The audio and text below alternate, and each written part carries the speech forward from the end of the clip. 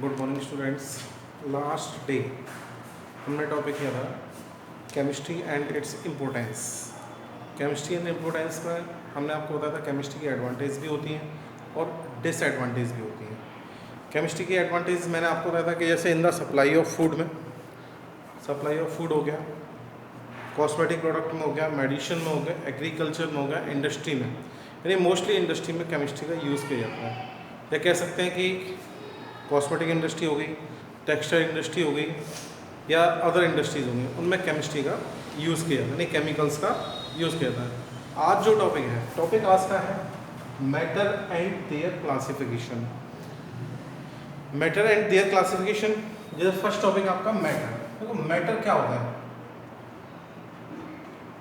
Matter दो substance विच occupy space, दो substance which occupy space and having the mass या wait, यानी ऐसे सबस्टेंस जिनमें क्या करते हैं?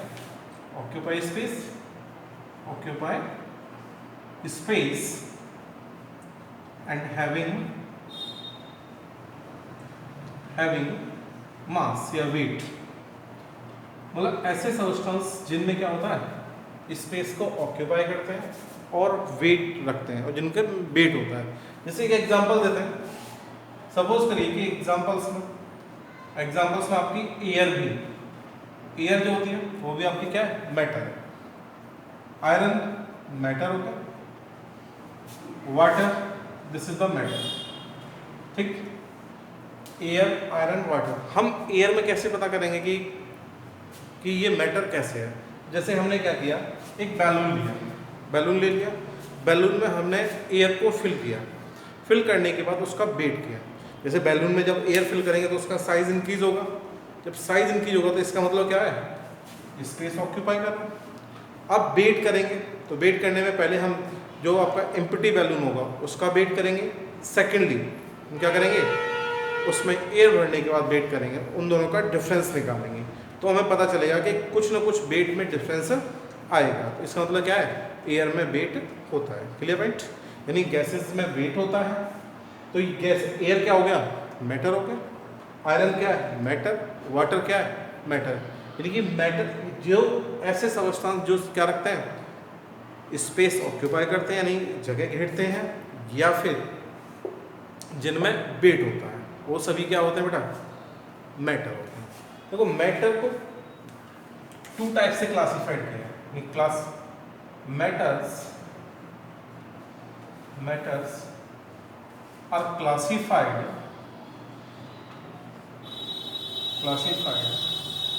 by following two category,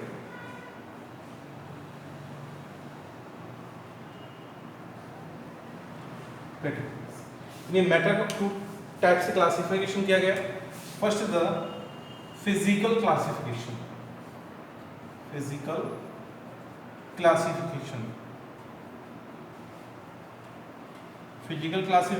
and second another is the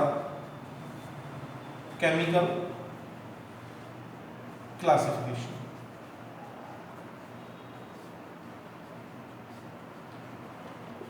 Physical classification and chemical classification. On the basis of physical property of matter, it is classified in three categories.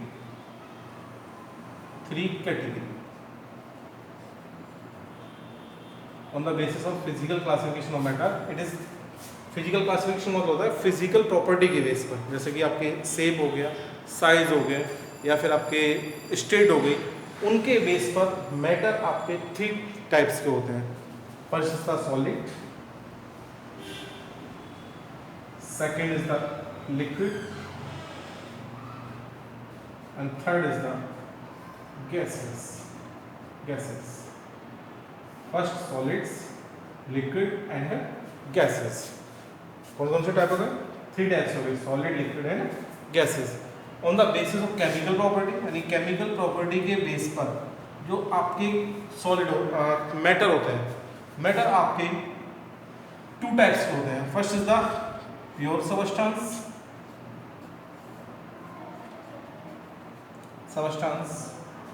and second is impure substance। ठीक है, ये to type से classified किया गया, pure substance and impure substance. Clear point? यानी impure substance को हम second नाम देते हैं मिक्सचर। क्या कहते हैं? मिक्सचर कहते हैं। Clear point? यानी कि आपके मैटर क्लासिफिकेशन हो गया फिजिकल क्लासिफिकेशन के बेस पे। ये थ्री टाइप्स के होते हैं, सॉलिड, लिक्विड एंड गैसेस। और केमिकल प्रॉपर्टी के बेस पर ये आपके टू टाइप्स के होते हैं, pure substance and another is the impure substance. Clear point? अब नेक्स्ट नोट करना चाहो तो नोट कर लो। मैंने आपको टॉपिक बताया फिजिकल क्लासिफिकेशन। फिजिकल क्लासिफिकेशन के बेस यानी on the basis of physical property, on the basis of physical property, physical properties of matter, properties of matter,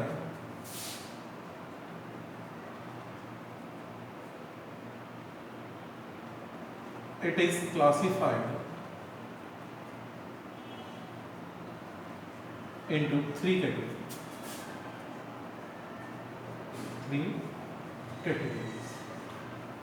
यानी क्या? On the basis of physical property of matter, it is can matter are classified into three category. First is the solid. Solids क्या होगा?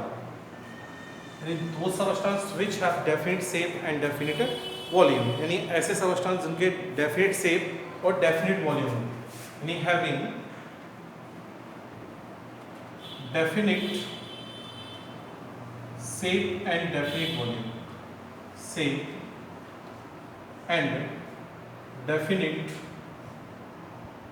volume। ठीक, definite shape and definite volume यानी दो substance which have the definite shape and definite volume. Definite shape जैसे suppose करिए कि this is the marker, इसकी shape भी डेफिनेट होगी और वॉल्यूम भी क्या होगा? डेफिनेट होगा। Clear point? फॉर एग्जाम्पल जैसे ऑल मेटल्स,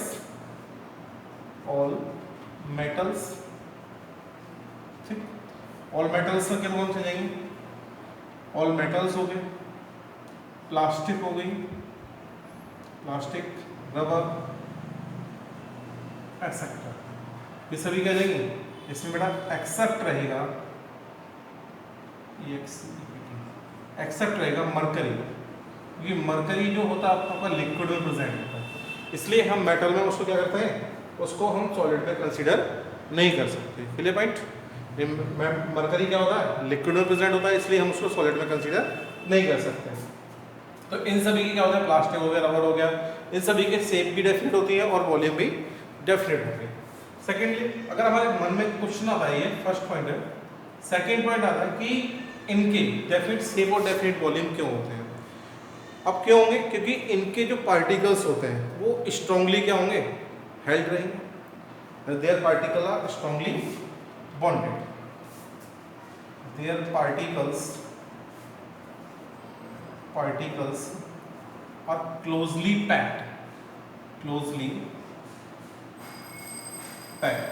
यानी इनके पार्टिकल्स क्या होते हैं? क्लोजली पैक्ड होते हैं। ड्यू टू स्ट्रॉन्ग, क्यों होते हैं? Due to strong intermolecular force of attraction, due to strong intermolecular force of attraction। यानी इनके पार्टिकल क्लोजली पैक्ड होते हैं। क्यों होते हैं? क्योंकि इनके बीच में strong intermolecular force of attraction होता है। सी पॉइंट है कि दे कैन नॉट बी फ्लो, यानी जहां पर रख दोगे वहीं पर स्पेस स्टेबल रहेंगे, क्योंकि इनके तो they can not B flow, यानी ये फ्लो नहीं हो सकते। Next D point, they can not B compressed, यानी इनको कंप्रेस्ड यानी प्रेशराइज दबा नहीं सकते, यानी प्रेशर हम पर नहीं डाल सकते। जैसे प्रेशर डालेंगे तो जिस तरह की शेप है उस तरह की शेप बनी रहेगी। Clear point? तो they can not be, they can't be compressed. Clear point? Okay, ये 4 पॉइंट हो गए। Having definite shape and definite volume, their particles are closely packed. Closely packed क्यों होता है? Due to strong intermolecular force of attraction, यानी कि particle के बीच में क्या होता है? Intermolecular force of attraction strong होता है। थर्ड है दे कांट बी फ्लो, यानी ये फ्लो नहीं होते, यानी जहाँ पर रख दोगे वहीं पर स्टेबल हो जाएंगे। एंड कांट बी कंप्रेस, यानी प्रेशर से हम इनको दबाएंगे तो इनके पार्टिकल्स पर कोई भी इफेक्ट नहीं पड़ेगा, क्योंकि पार्टिकल्स के बीच में गैप ही नहीं होगा। जब गैप नहीं होगा तो कंप्रेस्ड नहीं कह सकते। Clear point? Okay, note. ये टॉपिक आपने कंप्लीट कर लिया होगा। सेकेंड पॉइंट है लिक्विड। सेकेंड पॉइंट क्या है? लिक्विड। अब लिक्विड क्या होगा? लिक्विड्स, देखो लिक्विड्स क्या होंगे, जैसे सपोज करिए कि हम एक बकेट लेते हैं, उसमें वाटर डाल देता है। जब वाटर डालोगे तो बकेट की शेप हो जाएगी। उसी वाटर को आप एक टब में रख दीजिए तो टब की शेप हो जाएगी। इसका मतलब शेप क्या हो? इंडेफिनिट हो। लेकिन वॉल्यूम क्या है? 1 लीटर लिया है तो 1 लीटर ही रहेगा। जैसे मिल्क हम 1 लीटर लेते हैं तो वॉल्यूम फिक्स होता है उसका। जब वॉल्यूम फिक्स होगा, क्लियर पॉइंट, तो यानी ऐसे सबस्टांस जिनके वॉल्यूम फिक्स होते हैं या डेफिनिट होते हैं और शेप इंडेफिनिट होती है, उन सबस्टांस को हम क्या कहते हैं? लिक्विड कहते हैं। यानी कह सकते हैं, डेफिनेशन दे सकते हैं, दो substance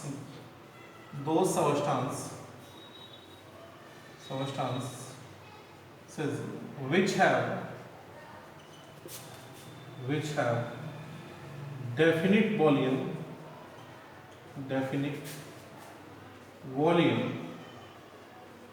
but indefinite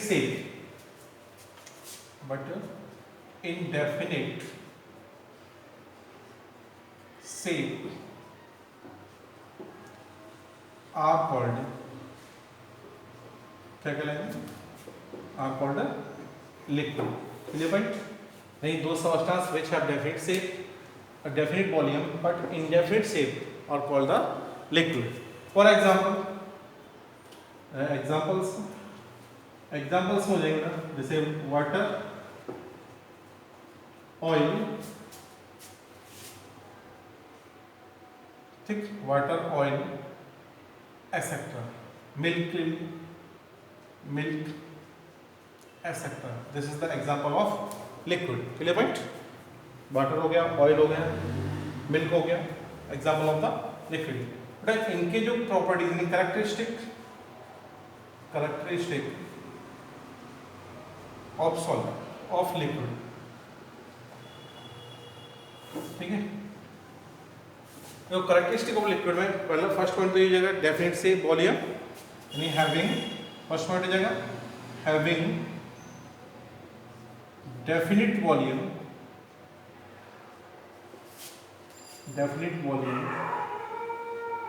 and indefinite shape, having definite volume and indefinite shape। Definite क्या होगा? वॉल्यूम होगा, और इंडेफिनिट क्या हो जाएगी? शेप हो जाएगी। Second point, their particles are not closely packed as compare to solid, यानी सॉलिड के कंपेरिजन में पार्टिकल क्लोजली पैक्ड नहीं होते, बट गैसेस के कंपेरिजन में क्या होंगे? क्लोजली पैक्ड होंगे। देयर पार्टिकल्स क्या हो जाएगा point? Their particles are not closely packed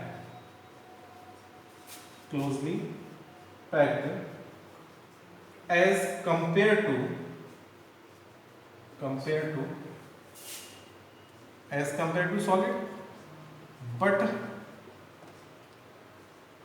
as compared to liquid or gases, their particles are closely packed।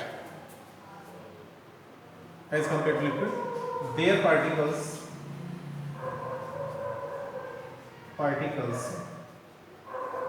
are closely packed। ये लिक्विड के कंपेरिजन में इनके पार्टिकल्स क्या होते हैं बेटा? वो गैसेस के कंपेरिजन में क्लोजली पैक्ड होंगे। अब इनके जो फोर्स ऑफ अट्रैक्शन होगा सॉलिड से कम होगा, लेकिन लिक्विड से, वो गैसेस से ज्यादा होगा। थर्ड पॉइंट है, their particles are held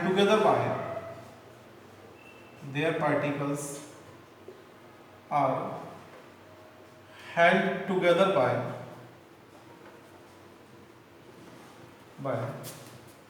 weak force of attraction। यानी इनके जो पार्टिकल्स होंगे वो कैसे हेल्ड रहेंगे? वीक फोर्स ऑफ अट्रैक्शन से हेल्ड रहेंगे as compare to solid, as compare to solids. यानी सॉलिड के कंपेरिजन में इनके पार्टिकल्स क्या होंगे, सॉलिड के कंपेरिजन में इनके पार्टिकल्स जो हेल्ड रहेंगे वो वीक फोर्स से रहेंगे, लेकिन गैसेस के कंपेरिजन में देखें तो इनके पार्टिकल के बीच में फोर्स क्या होगा, स्ट्रॉन्ग होगा। थर्ड पॉइंट हो गया। फोर्थ पॉइंट है, फोर्थ पॉइंट देखा बेटा कि ये इजीली फ्लो होते हैं, कैन बी इजीली फ्लो, यानी ये इजीली फ्लो हो सकते हैं। फिफ्थ पॉइंट है, कांट बी कंप्रेस्ड, यानी ये कंप्रेस्ड नहीं किया सकते। रीजन बताता हूँ, क्योंकि अगर ये कंप्रेस्ड किया, लिक्विड को अगर हम कंप्रेस कर सकते तो जो हाइड्रोलिक मशीन्स बनती हैं वो उनकी पॉसिबिलिटी नहीं होती। कार्स वगैरह में जो डिस्क ब्रेकर होती हैं उनकी पॉसिबिलिटी नहीं होती, क्योंकि जैसे ही हम अगर प्रेशर लगाते हैं तो पार्टिकल्स क्या होते हैं, कंप्रेस्ड हो जाते हैं, यानी नज़दीक आ जाते हैं, जिसकी वजह से ब्रेकिंग सिस्टम फेल हो जाता है। Clear point. हाइड्रोलिक जेसीबी वगैरह जो बनी हुई है वो कंप्रेसिबिलिटी फैक्टर पे बनी हुई है, क्योंकि उसमें हाइड्रोलिक फैक्टर है। हाइड्रोलिक मतलब लिक्विड यूज़ किया जाता है, और लिक्विड अगर कंप्रेस्ड हो गया तो वहाँ पर जेसीबी वर्क करना बंद कर देगी। Clear point. इसलिए लिक्विड को क्या कर सकते हैं, हम कंप्रेस्ड नहीं कर सकते। क्लियर पॉइंट आया समझ। ओके, नोट करिए। देखिए, यानी सेकेंड पॉइंट हमने कराया liquid, and third point is the gases. Gases क्या होते हैं बेटा, गैसेस क्या होते हैं, जैसे कि हमने यहाँ गैसेस एयर में क्या, यहाँ पे हमारे सराउंडिंग में क्या होता है, गैसेज होती हैं।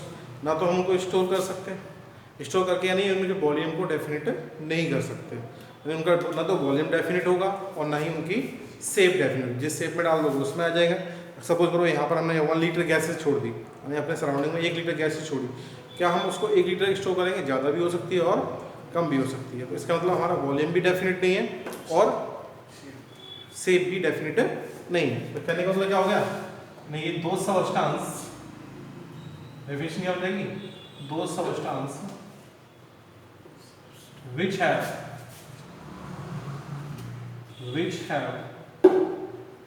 indefinite shape and volume,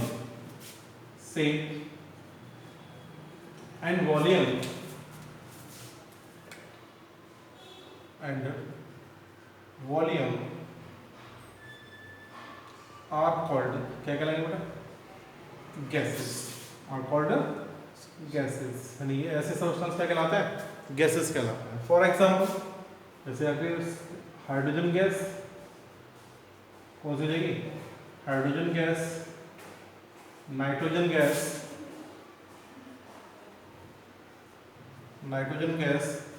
oxygen gas etcetera, ये सभी क्या होते हैं, गैसेस फॉर्म में प्रेजेंट होती है। अब इनकी कैरेक्टरिस्टिक देखिए, कैरेक्टरिस्टिक क्या होगा, कैरेक्टरिस्टिक यानी ये कैरेक्टरिस्टिक होता है इनके।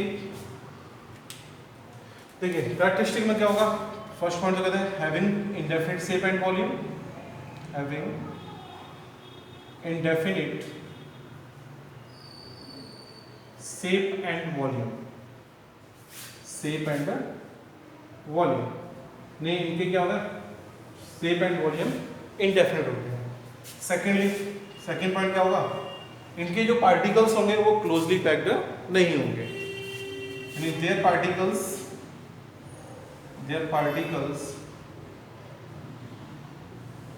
आर नॉट क्लोजली पैक्ड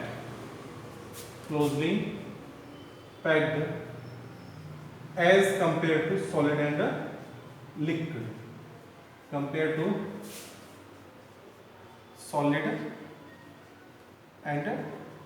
यानी इनके पार्टिकल्स क्लोजली पैक्ड नहीं होंगे किसके कंपेरिजन में, सॉलिड और लिक्विड के कंपेरिजन में। Third point, they have weakest intermolecular force, there particles कह सकते हैं, there particles are held together by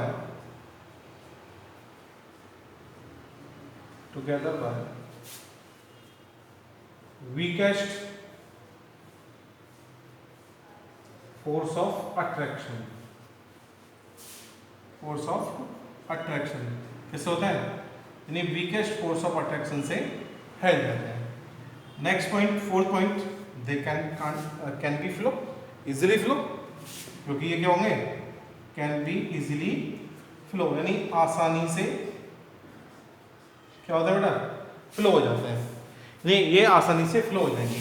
next point है they can be compressed, fifth point क्या हो जाएगा, कैन बी कंप्रेस्ड, यानी अगर हम इन पर प्रेशर डालें तो इनकी पार्टिकल्स के बीच में क्या होता है, बहुत ज़्यादा स्पेस होता है, इसलिए वो क्या होता है, नियरेस्ट आ जाता है। क्लियर पॉइंट, ठीक है, समझ में आएगा टॉपिक, जब समझ में आ गया तो आज के लिए इतना ही, बाकी का नेक्स्ट टॉपिक आपको कल कराएंगे। Okay, thank you.